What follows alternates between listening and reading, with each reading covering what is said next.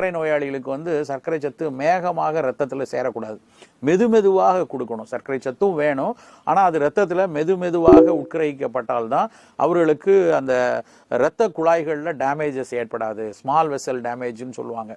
Calcium சத்தும் கிடைக்கும். அப்போ கால்சியம் சத்து நிறைய இருக்கும்போது எலும்புகளுக்கு நல்ல வலு கொடுக்கக்கூடிய ஒரு தன்மை உண்டு.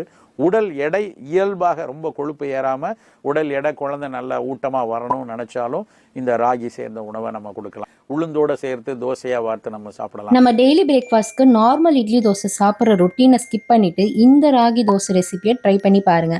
ரொம்ப ஹெல்தி, டயபெட்டிக் ஃப்ரெண்ட்லியாகவும் டைஜஷனுக்கும் ஹெல்ப் பண்ணும். நான் இந்த ராகி ரைஸை வீட்டில இருந்து H2 கார்ட் ஆப்ல இருந்து தான் வாங்கியிருந்தேன். இனிமே கடைக்கு போய் கஷ்டப்பட வேண்டாம். வீட்டில இருந்து H2 கார்ட் ஆப்பை இன்ஸ்டால் பண்ணி உங்களுக்கு தேவையான மந்த்லி க்ராசரிஸை ஷாப்பிங் பண்ணிக்கோங்க. ஆர்டர் பிளேஸ் பண்ண சேம் டேலே டெலிவரி பண்ணிடுறாங்க. ஃபுல் சென்னைக்கும் ஃப்ரீ டெலிவரி இருக்கு. கேஷ் ஆன் டெலிவரியும் அவைலபிளா இருக்கு. ஸோ உங்களுக்கு தேவையான ப்ராடக்ட்ஸை H2 கார்ட் ஆப்ல ஆர்டர் பண்ணிக்கோங்க.